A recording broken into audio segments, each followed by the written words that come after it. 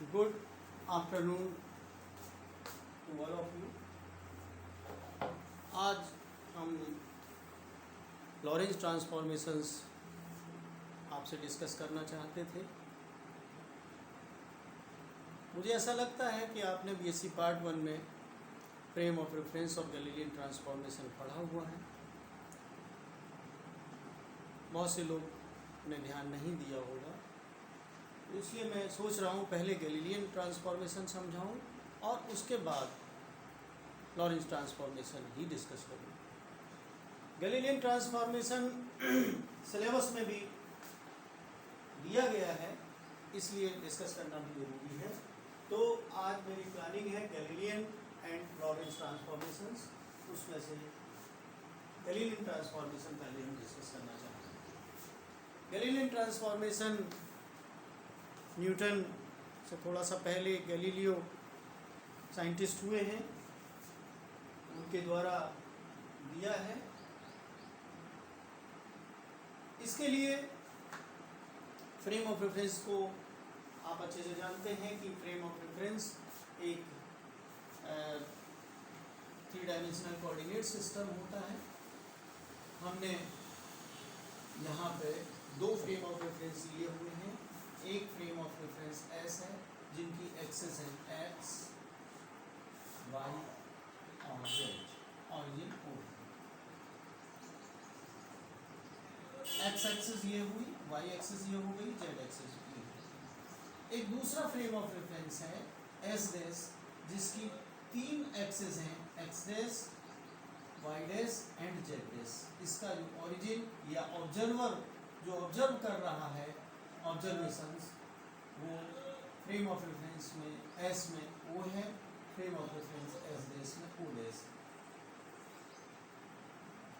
एक स्पेस में पॉइंट है या कोई बॉडी सिचुएटेड है जिसको हमें स्टडी करना है, जिसके मोशन को हमें देखना है। वो पॉइंट टी टाइम पे पी से हमने डिनोट किया हुआ है। इसके जो स्पेस टाइम कोऑर्डिनेट्स हैं वो एक्स वाई जेड और टाइम टी है, तो इसको आप ये भी कहते हो space time coordinates, space time coordinates. Okay. Similarly for frame of reference S dash, the coordinates are X dash, Y dash, Z dash for space representation and T dash for time representation. अब S और S dash में फर्क क्या है? Initially T equal to T dash equal to 0 पे S से S dash कॉन्साइड कर रहा है, बिल्कुल एक ही जगह थे दोनों। S is at rest, frame of reference S is at rest, और S dash is moving with uniform or constant velocity v, uniform velocity v along positive direction of x axis. Okay. Now we summarize it. To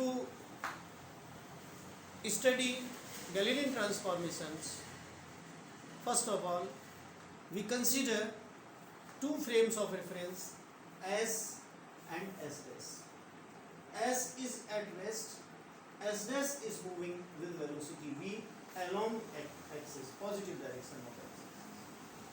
The observers in the 2 frame of references are O and O dash for system S and S dash respectively. If a particle is to be located, be represented in frame of reference S and S dash, the coordinates for the 2 observers are x, y, z, t for observer O, and x dash, y dash, z dash, t dash dash for observer O dash. If it is moving, then in time t equal to 0 पे तो दोनों एक साथ थे, इसने जो distance travel करी है वो vt के बराबर करी है। t टाइम में इसने vt डिस्टेंस ट्रेवल करी है, ऐसा फ्रेम ऑफ डिफरेंस s के ऑब्जर्वर को दिखाई दे रहा है। ये अगर हम वेक्टर लॉ यूज करना चाहें, ये तो आपने पॉइंट नोट ही कर लिया होगा, t equal to T dash equal to 0 पे दोनों कंसाइड कर रहे थे, s को हमने रेस्ट में लिया है और s डैश मूव कर रहा है with velocity v along positive direction of x axis. From the figure you can easily show that vector r equal to vector r dash plus vt. मैं आपको फिर कहना चाहता हूं कि न्यूटन के पैरेलल टाइम्स में, जिसको हम पहले डिस्कस कर चुके हैं, कि स्पेस और टाइम दोनों को ही एब्सोल्यूट माना था, वो बदलते नहीं हैं, ना सोर्स ना ऑब्जर्वर ना मीडियम पे, ऐसा न्यूटन का मत था। ये यहाँ पे हमने यूज किया हुआ है। हम ये कह सकते हैं कि T dash equal to T है फॉर गैलीलियन ट्रांसफॉर्मेशंस। टी जब चेंज नहीं होना, चाहे वो रेस्ट वाला ऑब्जर्वर नोट कर रहा हो टाइम को, चाहे ऑब्जर्वर एस डैश वाला जो कि v वेलोसिटी से मूव कर रहा है, दोनों के लिए टाइम एक ही है। हमने y एक्सिस के अलोंग मोशन को कंसीडर नहीं किया है, तो y dash equal to y होगा, z dash equal to z भी होगा, क्योंकि डायरेक्शन z के अलोंग भी मोशन हमने कंसीडर नहीं किया। ये r dash equal to r dash plus vt या vt डैश आप लिख सकते थे, लेकिन हमने दोनों को सेम माना हुआ है, तो हम इस तरीके से आप भी लिख सकते हो r dash equal to r minus vt। अब अगर हम r डैश को कहें x i cap plus y j cap plus z k cap, यानी x उस डिस्टेंस का जो x कंपोनेंट x एक्सिस के लॉन्ग x है, y एक्सिस के लॉन्ग y है, z एक्सिस के लॉन्ग z है। इसी तरीके से इसको x डैश y डैश और z डैश को करेंगे, और r के लिए x i cap plus y j cap और z k कैप। ये मैं पहले से ही बता चुका हूँ कि y और z डायरेक्शन में मोशन नहीं है, तो y equal to y dash, z equal to z dash and time t equal to time t dash.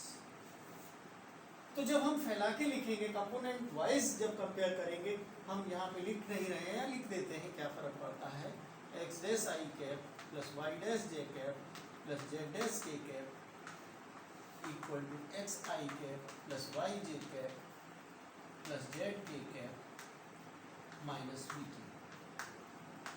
तो जब कंपोनेंट वाइज कंपेयर करोगे तो x डैश इक्वल टू, और v एक्चुअली क्या है, v जो है i कैप से लगा सकते हैं, वेलोसिटी को अगर हमें शो करना है x एक्सिस के अलोंग आपने कंसीडर किया है, तो v x आप कह सकते हो, यानी कि v को, क्योंकि कंपोनेंट नहीं है, एक ही डायरेक्शन में मूव कर रही है, तो v i कैप, क्योंकि direction of motion x axis है तो वेलोसिटी की डायरेक्शन भी वही है, तो वेक्टर रिप्रेजेंटेशन करेंगे तो ये करेंगे। तो x dash equal to i cap के साथ x माइनस vt आ गया, y dash equal to y रहेगा, z dash equal to z रहेगा, and fourth dimension t dash equal to t रहेगा। ये जो हमने लिख दिया है, this is known as Galilean transformation या Galilean transformation.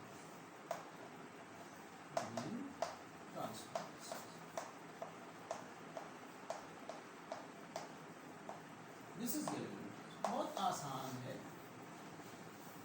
Theory of relativity में हम रिलेटिव मोशन डिस्कस करना चाहते हैं। रिलेटिव के लिए हमें दो ऑब्जर्वर कंसीडर करने पड़ेंगे। इस मेटेरियलिस्टिक वर्ल्ड का जो स्ट्रक्चर है, ये स्पेस का स्ट्रक्चर है, वो 3 डायमेंशंस है। 3 डायमेंशंस को रिप्रेजेंट करने के लिए हमने एक्स, वाई और जेड एक्सिस मैथमेटिकली और फिजिक्स दोनों के हिसाब से कंसीडर करी हुई हैं। तो उस रिप्रेजेंटेशन को शो करने के लिए हम एक 3 डायमेंशनल कोऑर्डिनेट सिस्टम लेते हैं और वहीं पे हम ऑब्जर्वर को सिचुएट एज्यूम करते हैं। अब एक हमने रेस्ट में ले लिया और एक मोशन में। इनर्शियल फ्रेम ऑफ रेफरेंस की study he special theory of relativity में है, और जो postulates of special theory of relativity के आपने पढ़े हैं वो इनर्शियल फ्रेम ऑफ रेफरेंस के लिए हैं। आप अच्छे से जानते हैं कि इनर्शियल फ्रेम ऑफ रेफरेंस वो हैं, उनका एग्जाम्पल है frames eight rest, frame of reference eight rest और मूविंग विद यूनिफॉर्म वेलोसिटी। हमने दोनों ही कंसीडर कर लिए हैं, ये दोनों ही इनर्शियल फ्रेम्स ऑफ रेफरेंस हैं। अब हमने देख लिया कि ये क्या रिलेशन निकल के आ रहे हैं। ट्रांसफॉर्मेशन भी समझ लीजिए कि एक सिस्टम ऑफ कोऑर्डिनेट से दूसरे सिस्टम ऑफ कोऑर्डिनेट्स में बदलना यानी ट्रांसफॉर्म करना, और जो बदलने वाली इक्वेशंस हैं उनको हम गैलीलियन ट्रांसफॉर्मेशन इक्वेशंस बोल सकते हैं, और इस घटना को गैलीलियन ट्रांसफॉर्मेशन बोल सकते हैं। बहुत आसान है, कोई समझने में भी प्रॉब्लम मेरे हिसाब से नहीं होनी चाहिए, क्योंकि मैं भी स्टूडेंट बन के ये सब सीखा हूँ, तो मुझे तो बहुत आसानी से इमेजिन करके समझ में आ रहा था। अब कुछ और भी बातें कर लें कि अगर हम डायरेक्शन ऑफ मोशन सिंपलिसिटी के लिए एक्स एक्सिस ले लिया था, वाई एक्सिस ले लेते तो क्या होता। तो हम ये जो वी आई कैप लिखे हैं उसकी जगह हम वी जे कैप लिखे होते, तो वो वाई के साथ कनेक्ट होता, जेड और एक्स के साथ नहीं। तब ट्रांसफॉर्मेशन इक्वेशंस क्या होती, X dash equal to X when frame of reference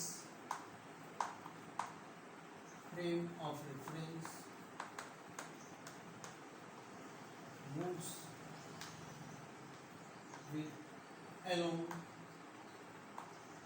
positive direction of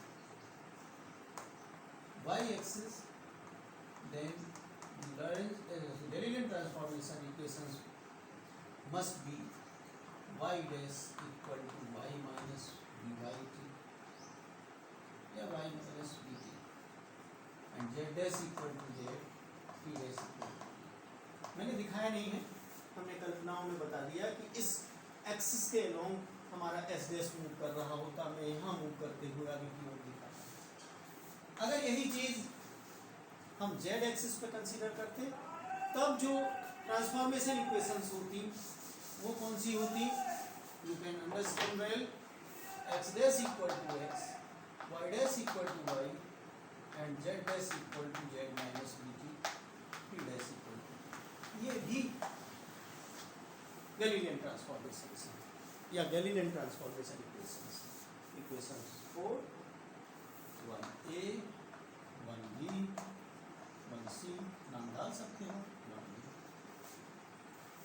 अब मैं एक और बात करता हूँ, बात डिस्कस करनी है तो ठीक से करनी चाहिए। हमने कहा अपनी सिंपल स्टडीज बनाने के लिए हमने एक्स एक्सिस के अलोंग मोशन को कंसीडर कर लिया, या वाई एक्सिस के अलोंग कर लिया कंसीडर, या जेड एक्सिस के अलोंग कर लिया। अगर यही मोशन किसी और डायरेक्शन में होती, जैसे एग्जाम्पल के तौर पर ये हमारा एस और एस फ्रेम ऑफ रेफरेंस था, और जो एस डैश का जो मोशन था वो किसी और डायरेक्शन में होता, यानी जो डायरेक्शन ऑफ मोशन वी होती, ये वी होती डायरेक्शन, तब वी के 3 कंपोनेंट निकलते, एक वी एक्स, एक वी वाई और एक वी जे। तब आप वी को लिखते v x i cap plus v y j cap plus v z k cap. और जब आप जो हमने लिखा था मिटा दिया है आर डैश को और आर को, तो उसमें जब उनको कंबाइन करते r dash equal to r minus v t में, तो आर डैश की जगह तो आप लिख देते x dash i cap plus y dash j cap plus z dash k cap, और यहाँ पे लिखते x i cap plus y j cap plus z k cap minus v x i cap minus v y j cap minus v z k cap. अब जब दोनों side के component form में आई cap वाले को आई कैप से compare कराएंगे, जे cap वाले को जे कैप वाले से कराएंगे, के कैप वाले को के कैप के साथ, तो आई कैप के साथ दो चीज़ें हैं, तब लिखते x dash equal to x minus v x t, y dash equal to y minus v y t, z dash equal to z minus v z t and T dash equal to. ये general Galilean transformation equations हैं। इसमें हमने specifically ये नहीं कहा कि direction of motion frame of reference S dash की x axis के अलोंग ही है। किसी आर्बिट्ररी डायरेक्शन में जब हमने मोशन ऑफ एस डैश को कंसीडर किया, तो इस तरीके से गैलीलियन ट्रांसफॉर्मेशन इक्वेशंस को मैं पढ़ाना नहीं चाहता था, चूंकि बीएससी पार्ट 1 लेवल का था। इसमें आप स्वयं पढ़ लीजिएगा, आपके पास बुक अब तक अरेंज हो गई होगी, कि जब हम किसी लेंथ को मेजर करते हैं एस और एस डैश में, बताने को तो भी हम बता सकते हैं कि हमने अगर कोई चीज़ ली है, इनके coordinates x1 y1 z1 t1 t तो एक ही रहेगा दोनों कोऑर्डिनेट्स में, x2 y2 z2 और t।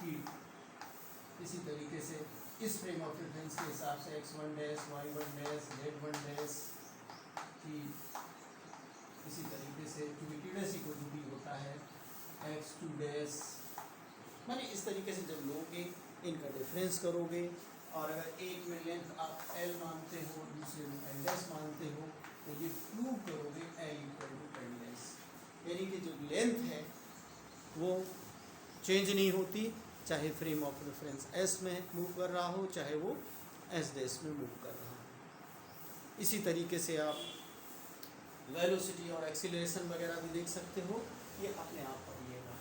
मैं समझता हूँ गैलीलियन ट्रांसफॉर्मेशन बहुत डिफिकल्ट नहीं है, आपके बीएससी थर्ड ईयर की क्लास के हिसाब से बहुत आसान टॉपिक है। अब मैं असली टॉपिक जो हमें पढ़ाना था गैलीलियन ट्रांसफॉर्मेशन के, तो हमने नोट्स भी ले लिए हैं, आप समझदार हैं, आप अच्छे से चीज़ों को समझने जानते हैं। तो अब मैं सीधे सीधे जो मेन टॉपिक है लॉरेंस ट्रांसफॉर्मेशन, उस पर आता है। लॉरेंस ट्रांसफॉर्मेशन भी बहुत डिफिकल्ट नहीं है समझने में, क्योंकि आपने गैलीलियन ट्रांसफॉर्मेशन को देख लिया है, बस हमारा समझने का जो लेवल है वो चेंज हो गया। इसके लिए भी पहले मैं कर दूं, सिंपलेस्ट केस कंसीडर करके ही हम लॉरेंस ट्रांसफॉर्मेशन निकालने हैं, और जो व्यवहारिक सिचुएशन है वो यही है, या प्रैक्टिकल सिचुएशन है वो यही है।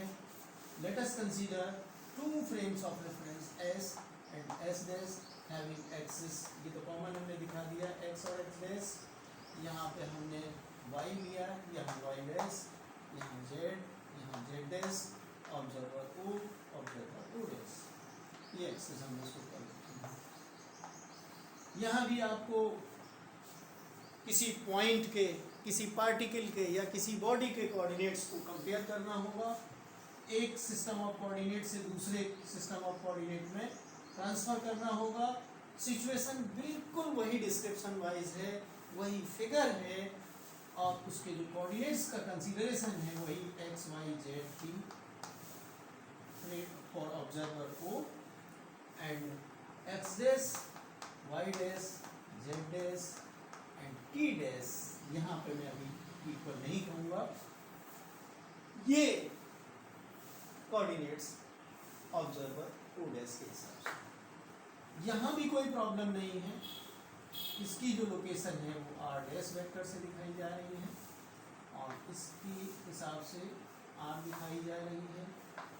और अगर ये मोशन में है v वेलोसिटी से एस डैश, जैसा कि हमको कंसीडर करना ही है, इनिशियली एस और एस डैश कंसाइड कर रहे थे। ये डिस्क्रिप्शन सेम है बिल्कुल गैलीलियन ट्रांसफॉर्मेशन का, इसलिए बिल्कुल घबराने की ज़रूरत नहीं है। In time t it will move by A distance v2, कोई प्रॉब्लम नहीं। चूंकि एक्स एक्सिस के अलोंग ये मूव कर रहा है तो मैं जनरल वाला इक्वेशन नहीं लिखता हूँ, सीधे सीधे लिखता हूँ x dash equal to x minus v2। ये सही रहेगा या नहीं रहेगा, इसको हमें अभी डिस्कस करना है। आप अच्छे से जानते हो कि आइंस्टीन ने जो पोस्टुलेट्स दिए हैं, वो पहला पोस्टुलेट न्यूटन्स लॉज पे है। उनका न्यूटन जो लॉज हैं वो इनर्शियल फ्रेम ऑफ रेफरेंस में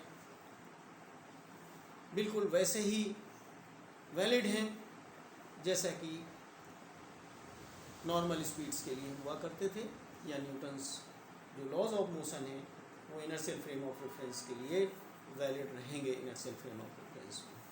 दूसरा उन्होंने जो बात कही है कि speed of light is constant. इस पॉइंट को समझाने के लिए, जिसको मैंने नोट्स में नहीं दिया है, नहीं दे पाए उस समय, हमें मतलब माइंड स्ट्राइक नहीं किया। If you can include this point in your notes for examinations, it will be better to consider it, क्योंकि अच्छी तरीके से समझ में आने का ये पॉइंट जरूरी है। सपोज करिए कि ये फ्रेम ऑफ रेफरेंस में दोबारा बनाता हूँ, उसको मिटाना नहीं पड़ेगा। ये एस है और ये एस डैश, और ये मानूं कि हमने पॉइंट जो है यहीं पे ले लिया पी पॉइंट, एक्स एक्सेस पे हमने और सिंपल बना दिया, हमने यहाँ पे नहीं लिया पी पॉइंट को। जब ये t equal to T dash equal to 0 था तो ये कॉन्साइड कर रहा था, और टी टाइम पे यहां पहुंच गया। इसके कोऑर्डिनेट्स y और z तो 0 हैं, इसका कोऑर्डिनेट x है और इसके हिसाब से x डैश। इसने टाइम t नोट किया हुआ है ऑब्जर्वर ने, इसने t डैश नोट किया। अगर फ्लैश ऑफ लाइट, कोई सोर्स है लाइट का सोर्स, c वेलोसिटी से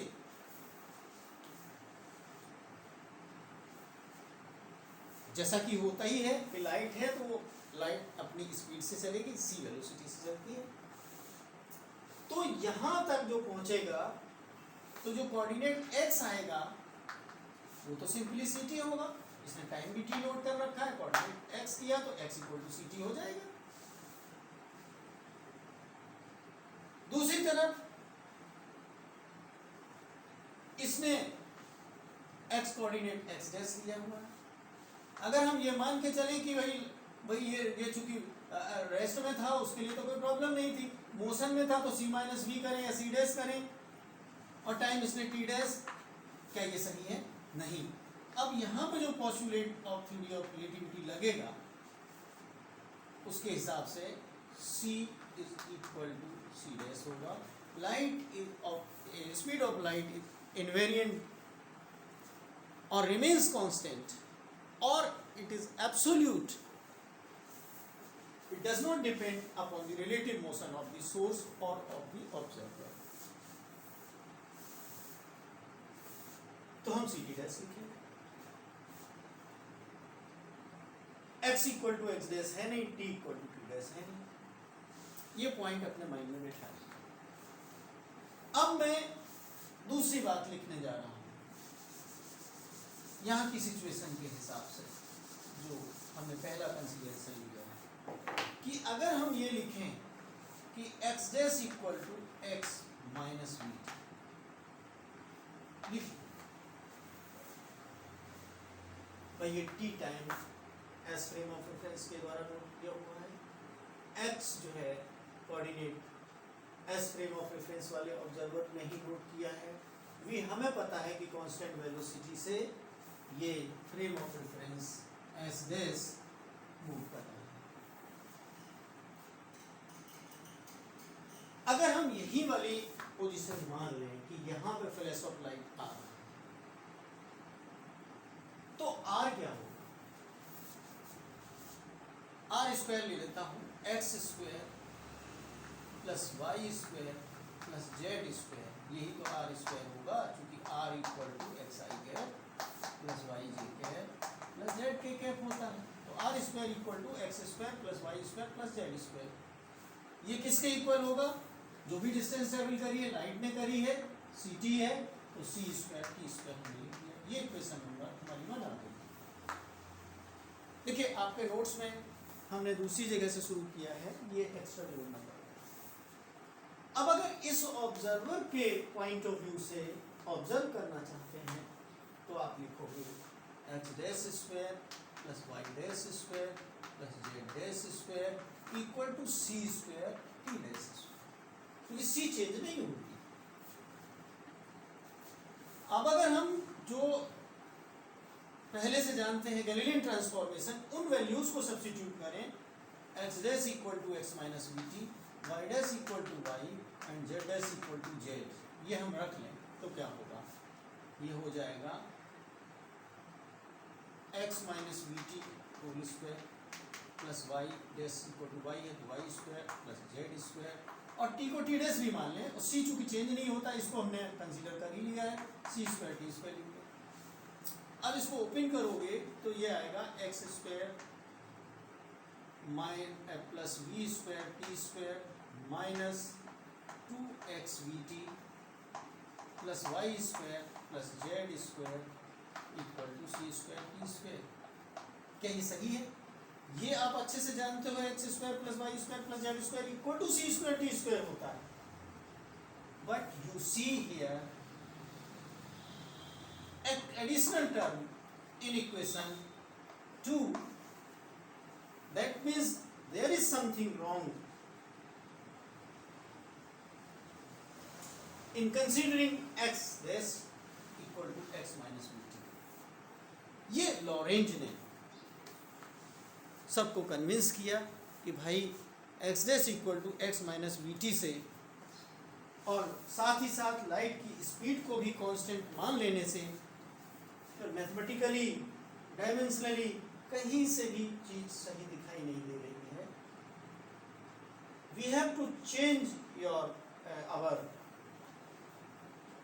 आइडियाज, दैट इज वाई अब ये आपके नोट से शुरू हो जाएगा कि उन्होंने कहा कि नहीं, हम ये नहीं कंसीडर करेंगे, हम कंसीडर करेंगे एक्स डैश इक्वल टू एक प्रोपोर्शनल में एक कांस्टेंट ले लिया, डायमेंशनलेस कांस्टेंट, ताकि जो है उसकी डायमेंशंस भी चेंज ना हो। उन्होंने कहा नहीं, ये हम लेंगे एक्स डैश इक्वल टू के into x minus v T. एक फैक्टर उन्होंने कंसीडर कर लिया कि कहीं ना कहीं ये फैक्टर अगर निकल आएगा किसी तरीके से और ये वैल्यू हमें पता चल जाएगी तो बहुत अच्छा रहेगा। मैं आपको गैलीलियन ट्रांसफॉर्मेशन के बारे में बता रहा था, एक चीज़ मैं बताना भूल गया कि जब हमने, अभी इसको थोड़ी देर के लिए भूल जाइए, मैं फिर गैलीलियन ट्रांसफॉर्मेशन पे आता हूँ, इस पॉइंट को भी आप कंसीडर करें।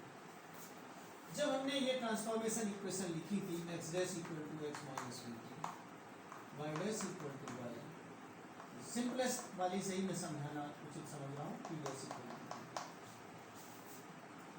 ऑब्जर्वर जो ओ डैश है ये भी वेलोसिटी से मूव कर रहा है,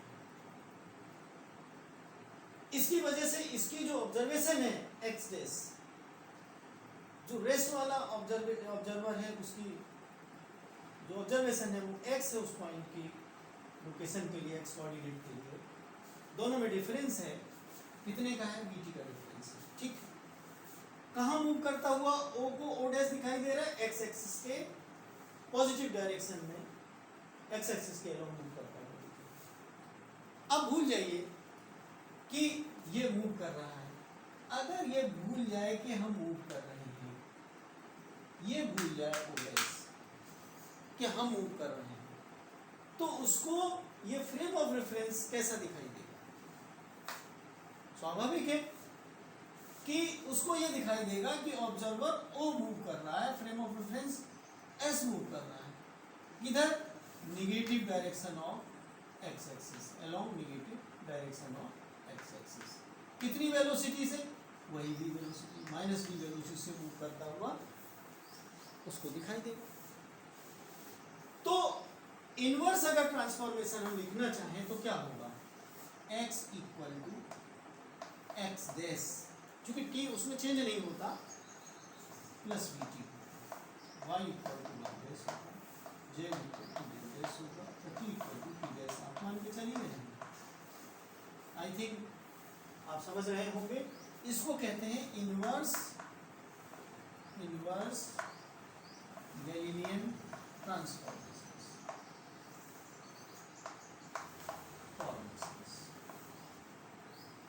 ठीक है, इनवर्स गैलीलियन ट्रांसफॉर्मेशन है। और जनरल वाला लिखना है तो आप ये लिखोगे R equal to R dash plus V t, simple सी। तो जो इनवर्स गैलीलियन ट्रांसफॉर्मेशन है आपकी, जो चूँकि सिलेबस में भी है, इसको हमने आपसे कहा है कि आप स्वयं अपने आप पढ़ लेंगे, तो आप पढ़ लेंगे, कोई बहुत डिफ़िकल्ट नहीं है, इसलिए हम इसको बहुत ज़्यादा वो नहीं दे रहे हैं, लेकिन आइडिया है जो कि ज़रूरी है यहाँ इंक्लूड करना, इसलिए हमने कहा। आगे इसमें भी आप देखेंगे गैलीलियन ट्रांसफॉर्मेशन लिखेंगे और उसके बाद इनवर्स गैलीलियन ट्रांसफॉर्मेशन की बात करेंगे। तो जो इनवर्स गैलीलियन ट्रांसफॉर्मेशन होगा उसके हिसाब से इन्होंने समझाया कि भाई जो x dash equal to k x minus v T आ रहा है, तो इनवर्स में क्या आएगा? x इक्वल टू के, देयरफॉर इनवर्स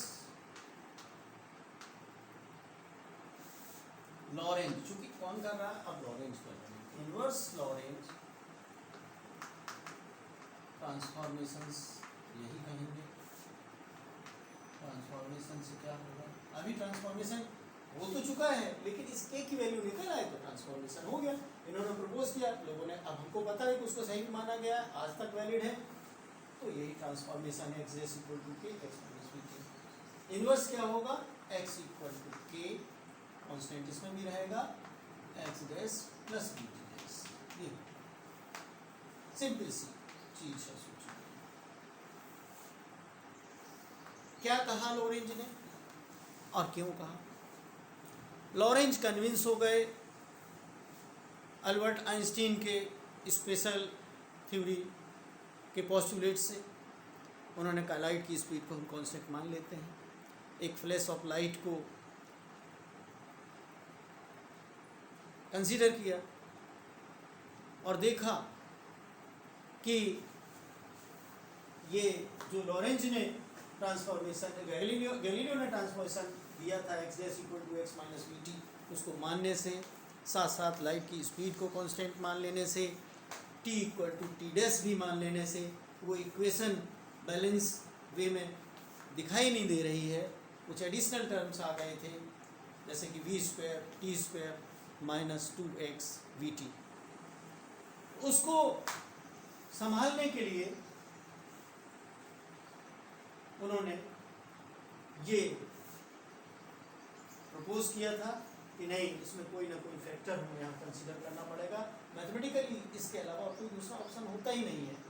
भाई ये कंसेप्ट है एक्स माइनस वी टी का, तो रहेगा ही रहेगा, लेकिन कुछ some factor must be included so that the situation में बी और इक्वेशन में बी बैलेंस्ड। इसका इनवर्स लॉरेंज ट्रांसफॉर्मेशन भी प्रपोज किया। अब चूंकि हमें कुछ ना कुछ इक्वेशन बना के करना ही होगा, सॉल्व करना होगा, के की वैल्यू निकालनी होगी, तो इसलिए इन्होंने इनवर्स वाले को भी लिया। और इसमें जो इक्वेशन 1 से substituting the value of, substituting करने को हमारे पास और कुछ है ही नहीं, जो प्रपोज करना था कर चुके। Substituting the value of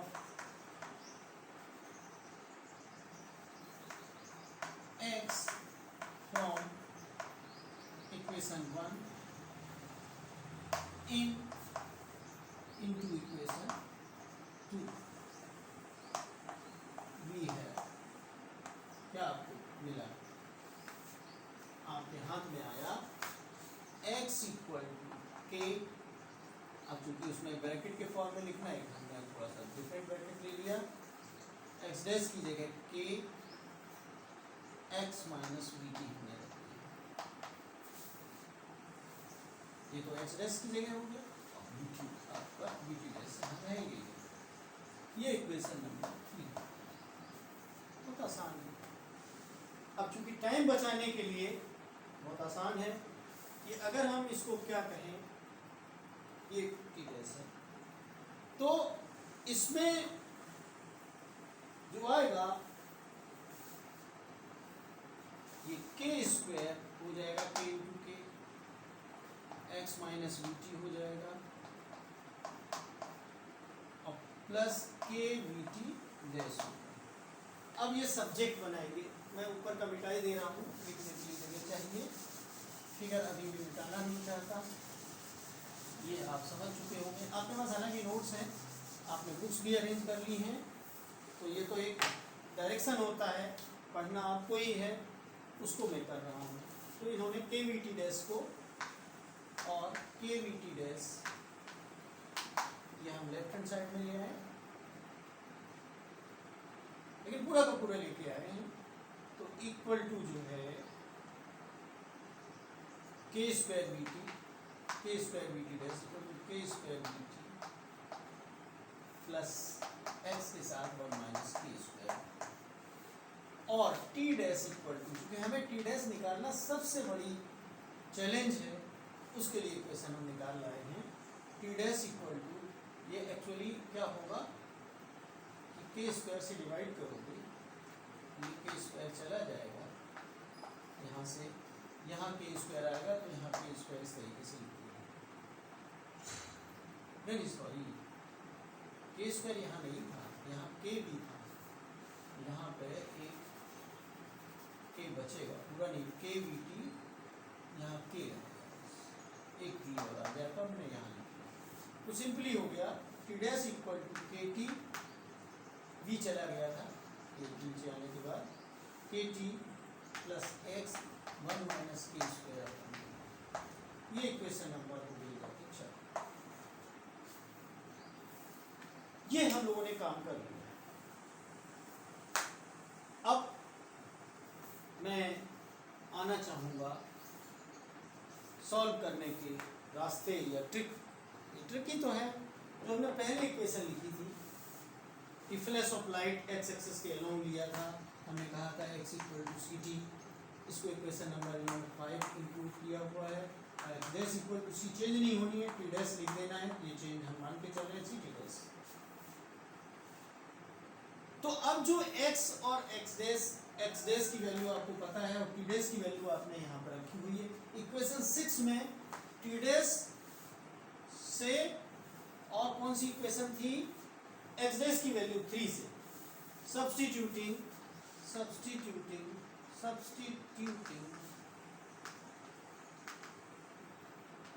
the values of x dash from x dash and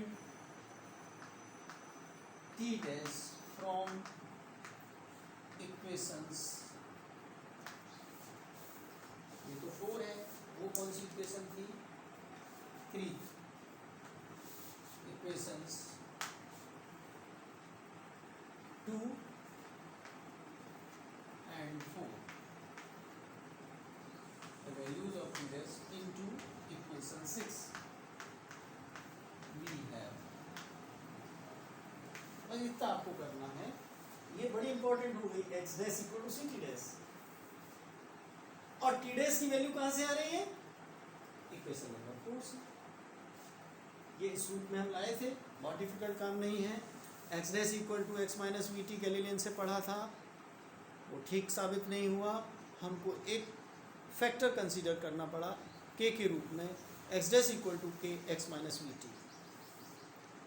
inverse Galilean Lorentz transformation के हिसाब से उन्होंने कहा x dash equal to x k into x minus v t है, तो x equal to k x dash plus v t dash होगा। जो x equal to k x dash plus v t dash आया है उसमें आपने पूरी पीछे वाली इक्वेशन से एक्स डैश की वैल्यू रख दी है, और उसको जब हमने सॉल्व किया, सॉल्व करने से टी डैश के लिए इक्वेशन हमारे सामने आ गई ये। फिर हमने फ्लैश ऑफ लाइट, जैसा कि पहले ही बताया था कि अगर एक्स एक्सिस पे होता तो x equal to c t, x dash equal to c t dash. ये आपके दिमाग में प्रश्न आ सकता है कि ये क्या करते हैं, आपने पहले यहाँ लिया और फिर यहाँ पे ले लिया, एक्स एक्सिस पे ले लिया। ये आपके फायदे के लिए लिया है, लोगों ने किया है। हम ले सकते थे, जनरल पॉइंट भी ले सकते थे, उसको भी सॉल्व किया जा सकता है, लेकिन कम से कम 1, 1.5, 2 पेज और एक्स्ट्रा आपको मैथमेटिक्स झेलनी होती। उससे बचने के लिए सिंपलेस्ट ये कंसीडरेशन लिया गया है। ऐसा नहीं है कि हम वो कंसीडरेशन जो ओरिजिनल लेके चल रहे हैं उस कंसीडरेशन से नहीं कर सकते। तो ये सिंपल कितनी चीज़ें बनाई गई हैं। हमने सिर्फ एक्स एक्सिस के अलोंग मोशन लिया है, वाई के अलोंग नहीं लिया, जेड के लिए नहीं लिया। जनरल वे में तो आर्बिट्ररी डायरेक्शन में लेना चाहिए था, वही वैलिड होता है। क्या सब सारी मोशन जो है एक्स एक्सिस के अलोंग ही होती हैं? नहीं, ऐसा नहीं होता है। For our simplification understanding we consider simplest situations to understand this approach. तो इसमें हमने जब रखा x dash equal to c t dash में, एक बार हम सब्स्टिट्यूट करके देख रहे हैं। देखने के बाद क्या मिलेगा, मैं यहाँ रखता हूँ। एक्स डैश की जगह क्या लिखेंगे? एक्स डैश की जगह सिंपल है के x minus v T, left hand side हो गया। सी टी डैश की जगह ये सी के टी प्लस सी एक्स 1 माइनस के स्क्वायर अपॉन के। अब इसको ही हमें सॉल्व करना है। अब हमें सब्जेक्ट बनाना होगा एक्स को। तो अब ये मैथमेटिक्स हम आप पे छोड़ते हैं क्योंकि वीडियो बहुत बड़ा हो रहा है। तो ये जो सिंप्लीफाई होके इक्वेशन आएगी वो आएगी, मैं सीधे लिख रहा हूं। If you have problem you can comment in the comment box, I will solve this equation in further. तो ये इसको सॉल्व करने पे आप खुद करके देख लीजिएगा। इसको आप अपना असाइनमेंट मान लीजिए, होमवर्क मान लीजिए। आप करेंगे तो आपको और ज़्यादा समझ में आएगा, इसलिए मैं और छोड़ रहा हूँ। और फिर आप कमेंट बॉक्स में बता दीजिएगा कि हमने सुना भी, समझा भी और हमने करके भी देख लिया है कि ये आता है। तो x equal to c t ऊपर आएगा और ब्रैकेट के अंदर आएगा 1 plus b by c divided by 1 minus 1 upon k square minus 1 in bracket and c by b. अब इक्वेशन 5 से आप जानते हो कि x equal to c t होता है। अगर हम s की जगह पे सी टी रख देते हैं, ये इक्वेशन आ गई। इस इक्वेशन को 7 इन्होंने नाम दे रखा है, बीच में एक आधा इक्वेशन आई होगी। तो आप अपने यहाँ पे सी टी रख दोगे, जैसा कि हमने अपनी कॉपी में नोट्स में भी दिखाया है। सी टी कैंसिल हो जाएगा, क्रॉस मल्टीप्लाई करोगे 1/1 होगा। तो क्या होगा, 1 प्लस बी बाई सी सिर्फ बचेगा ऊपर राइट हैंड साइड में न्यूमरेटर में। तो हमने पहले लिख लिया इक्वल टू 1 माइनस, जब मल्टीप्लाई करोगे 1 upon k square c by b plus b by c, ये आएगा सी बाई बी